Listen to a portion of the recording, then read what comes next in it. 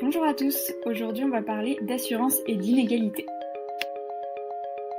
Selon une enquête de l'IRDES menée en 2012, 26% des Français âgés de 18 à 64 ans annoncent avoir renoncé aux soins pour raisons financières. L'IRDES définit le renoncement aux soins pour raisons financières comme le fait d'éprouver des besoins de soins non satisfaits qu'un état de santé aurait justifié. Et ce qui est montré, c'est que le renoncement aux soins est d'autant plus élevé que le revenu de l'individu est faible. Ce tableau mesure la probabilité relative de renoncement aux soins. Ce qu'on remarque, c'est que les hommes renoncent plus aux soins que les femmes. De plus, une personne dont l'indice de précarité est supérieur à 7 est 16 fois plus susceptible de renoncer aux soins pour raisons financières qu'une personne non précaire.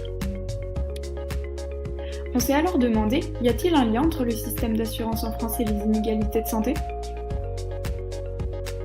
Ce qu'il faut savoir, c'est que le système français d'assurance maladie se rapproche d'un système dit bismarckien.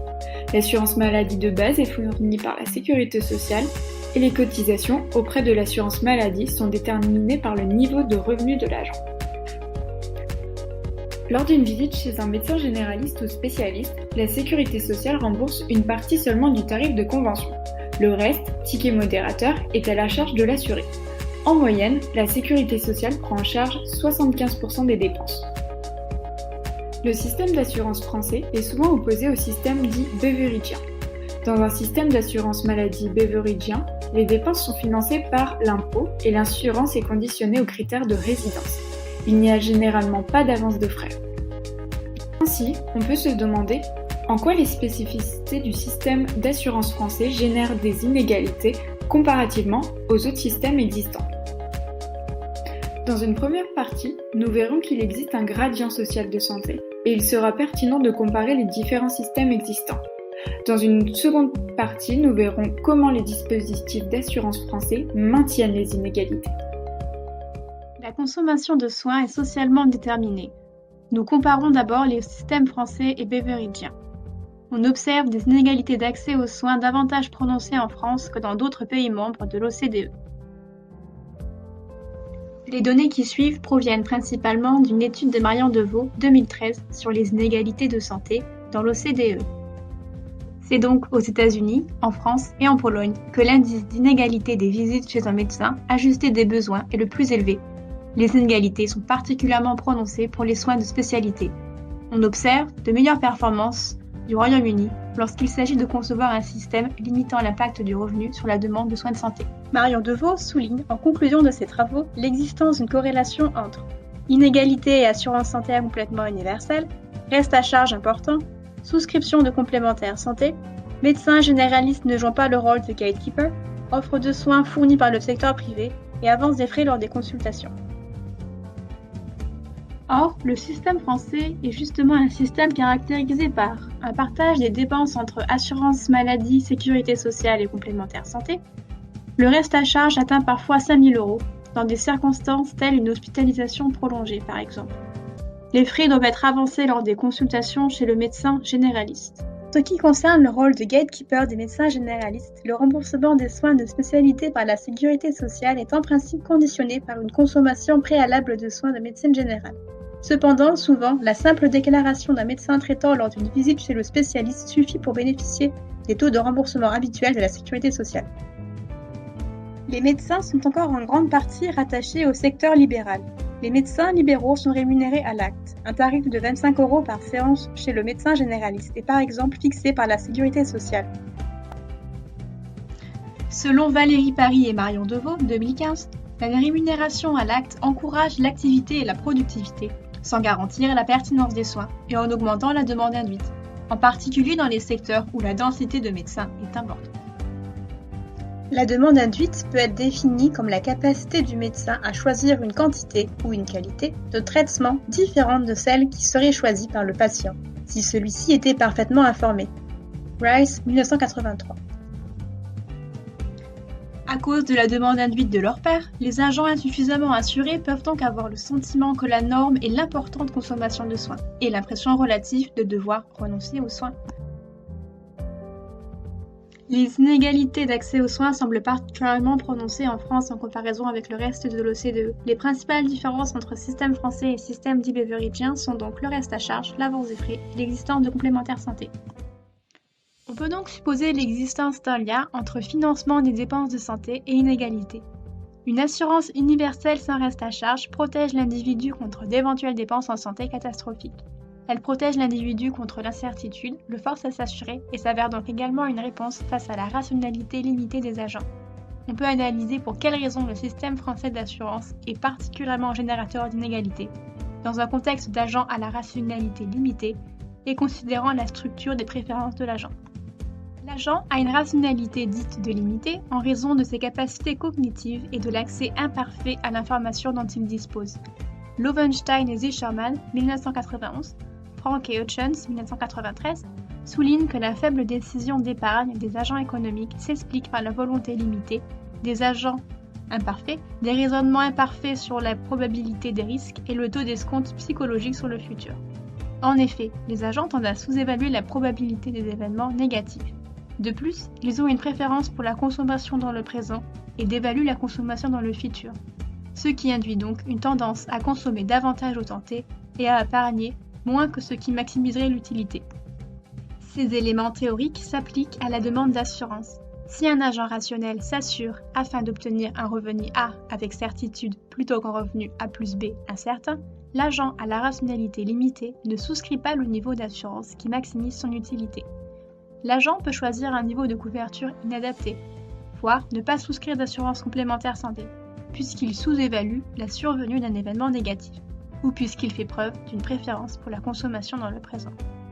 Une fois en difficulté, l'agent malade qui n'a pas souscrit d'assurance complémentaire est plus susceptible de renoncer aux soins que l'agent qui a souscrit une complémentaire santé.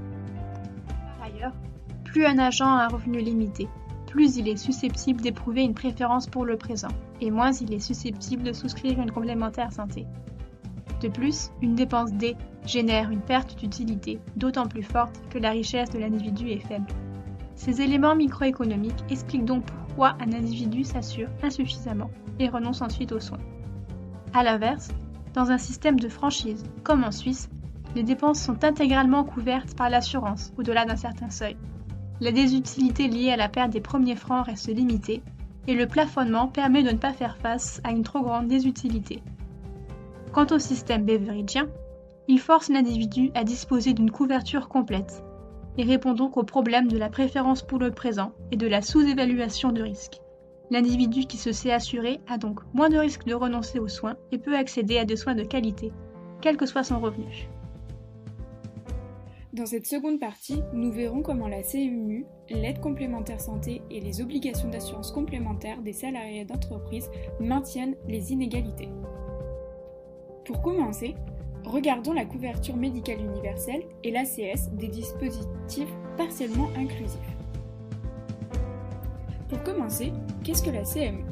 Votée en 1999, la CMU a pour objectif l'amélioration de l'accès aux soins, le remboursement des soins, des prestations et médicaments à toute personne résidant en France et qui n'est pas déjà couverte par un autre régime obligatoire d'assurance maladie. La CMU est constituée de deux éléments principaux. La CMU de base, permettant l'accès à l'assurance maladie pour toute personne de nationalité française ou étrangère résidant en France depuis plus de 3 mois. Elle est gratuite pour les assurés ayant un revenu annuel inférieur à un plafond déterminé.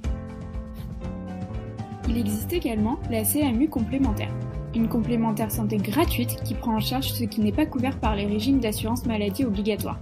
La CMU-C requiert ainsi un plafond de ressources. Néanmoins, la CMU n'existe plus depuis 2007, même si tout le monde continue de l'appeler ainsi. Elle a été remplacée par la protection universelle maladie. Même principe, mais elle vise à assouplir les conditions et démarches pour bénéficier d'une prise en charge des frais de santé si vous ne travaillez pas. Plutôt bien pour les inégalités, ça non ? Pour compléter ce dispositif, il existe l'aide au paiement d'une complémentaire santé, ACS, réservée aux personnes dont les ressources sont légèrement supérieures au plafond d'attribution de la CMU-C. Elle donne droit, durant 1 an, à une aide financière pour payer un contrat de complémentaire santé. À première vue, les dispositifs viseraient plutôt à réduire les inégalités en soutenant le pouvoir d'achat des plus modestes. Et les dispositifs semblent avoir des effets positifs sur certaines inégalités, car 5,5 millions de personnes bénéficient de la CMU-C et de l'ACS en 2016.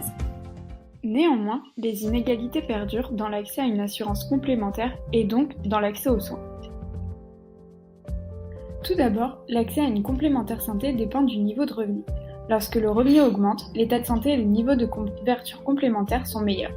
En France en 2016, seulement 5% de la population française ne bénéficie pas d'une complémentaire santé. Néanmoins, la couverture reste fortement corrélée au niveau de vie et au revenu. De plus, un revenu élevé permet d'obtenir une meilleure complémentaire santé, permet de se couvrir davantage face aux risques de santé, mais également pour plus de risques. Malgré l'existence de la CMU-C et de l'ACS, l'absence de complémentaire santé concerne d'abord les populations les plus pauvres. 14% des individus dont le revenu mensuel par unité de consommation est inférieur ou égal à 650 € ne sont pas couverts. Le taux de personnes sans complémentaire santé est également particulièrement élevé parmi les inactifs, d'où l'importance de la PMU en 2016. Enfin, il existe des différences de taux de non-couverture selon l'âge. Il s'avère à 8,1% pour les jeunes âgés de 18 à 30 ans et 6,9% pour les plus de 80 ans contre près de 4% pour les autres tranches d'âge. Le manque de moyens financiers ou le coût trop élevé des contrats représente le premier motif d'absence de complémentaire santé. Cette situation touche essentiellement les personnes ayant un revenu supérieur au plafond imposé pour obtenir l'ACS, soit un salaire de 990 € net par mois. Au-delà, de nombreux ménages ne peuvent prétendre ni à la CMU-C ni à l'ACS alors même qu'ils appartiennent aux 20% les plus démunis. Les ménages les plus modestes consacrent à l'acquisition d'un contrat de complémentaire 9% de leurs revenus disponibles, alors que les plus riches n'y consacrent que 3%. Ainsi, l'assurance complémentaire peut être jugée comme inaccessible financièrement pour 10,5% de la population française. On constate également un non-recours à l'assurance santé important. Le dispositif de la CMU nécessite une démarche administrative importante et souffre d'un non-recours également très important. 20% des bénéficiaires potentiels n'ont pas recours à la CMU-C et 70% pour l'ACS. Dès lors, comment expliquer ce non-recours qui semble contredire l'hypothèse fondamentale de la théorie microéconomique de maximisation de l'utilité du consommateur ? Tout d'abord, il y a les coûts d'information et coûts d'opportunité. Ils reflètent à la fois les coûts liés à la connaissance des critères d'éligibilité et du niveau des bénéfices, mais également ceux liés à la difficulté d'effectuer des démarches nécessaires pour participer à des politiques d'aide sociale telles que la CMU-C ou l'ACS. Il y a également des coûts sociaux et psychologiques, c'est-à-dire la stigmatisation sociale. Le terme de stigma social représente une forme de désutilité augmentant avec la participation à un programme d'aide sociale. Plus précisément, ce degré de stigmatisation dépend de la façon dont les individus, c'est-à-dire le bénéficiaire mais également le reste de la société, se représentent le rôle de la prestation. Le problème, c'est que pour la CMU, le stigma est important, mais nous le verrons par la suite. Enfin, le non-recours est également lié à la durée d'éligibilité. Un non-recours volontaire s'expliquerait par une période d'éligibilité trop courte, et donc un bénéfice attendu trop faible pour justifier les coûts administratifs engendrés par les démarches d'obtention de l'aide. Pour la CMU, les individus bénéficient de la totalité de la prestation offerte ou n'en bénéficient pas du tout. De ce fait, le bénéfice attendu varie en fonction de l'état de santé initial et du risque de santé. Pour finir, en France, la CMU-C et l'ACS peuvent entraîner des inégalités de traitement de la part des médecins. Ainsi, il existe des refus de soins, peu nombreux mais réels, notamment en raison de l'interdiction qui est faite aux médecins de ne pas pratiquer des dépassements d'honoraires aux bénéficiaires de la CMU-C et de l'ACS.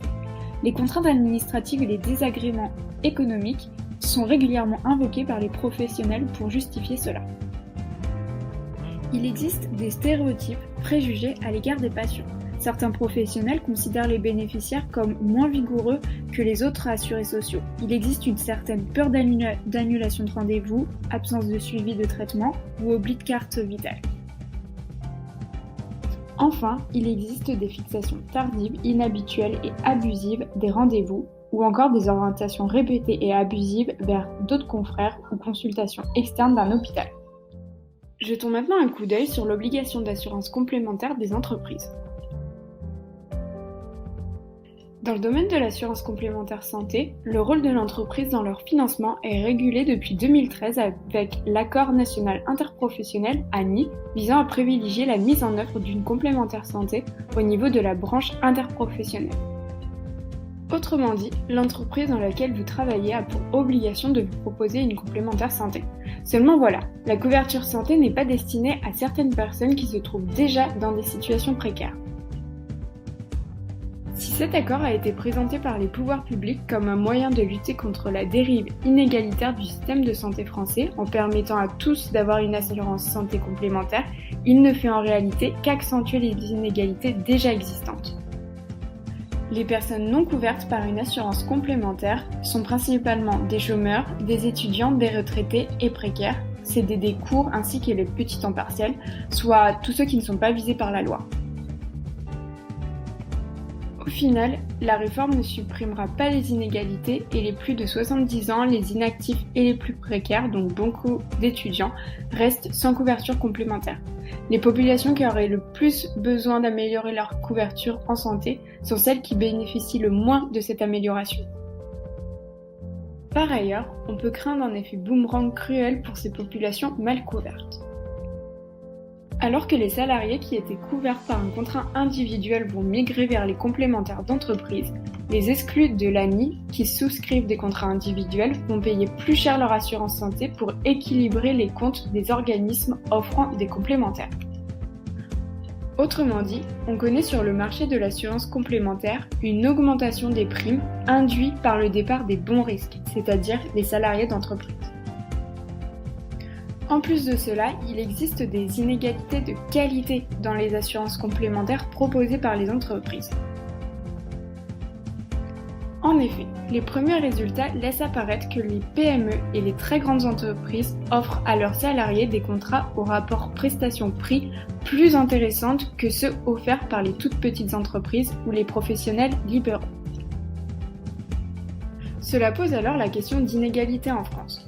Pourquoi autant investir dans les complémentaires d'entreprise en segmentant les salariés des non-salariés plutôt que d'investir dans la sécurité sociale, c'est-à-dire un accès aux soins pour tous ? Le système français d'assurance, inspiré du système bismarckien, semble provoquer des inégalités d'accès et d'utilisation des soins de santé. Cela pourrait s'expliquer par les particularités du système d'assurance français. L'individu fait face à des restes à charge parfois élevés. L'agent à la rationalité limitée ne souscrit pas nécessairement le niveau de couverture qui serait optimal, compte tenu du risque et de la structure de ses préférences. Face au coût des services de santé, l'individu insuffisamment assuré peut alors choisir de renoncer aux soins. Certes, le système français comprend des dispositifs qui rappellent les systèmes universels, comme la protection universelle maladie, l'aide complémentaire santé, mais ces mesures peinent à atteindre leur but. Les praticiens, peu habitués à recevoir des patients précaires, sont méfiants lors de l'annonce d'une couverture CMU. L'aide complémentaire santé est lourdement circonscrite à des conditions de revenus. Protection universelle maladie et aide complémentaire santé ne suffisent donc pas à réduire les inégalités d'accès aux soins. On peut craindre un emballement des inégalités d'accès aux soins en France, avec la tendance croissante à la souscription de surcomplémentaires. Il s'agit d'individus souscrivant à une complémentaire primaire et une complémentaire secondaire pour faire face au reste à charge de la sécurité sociale.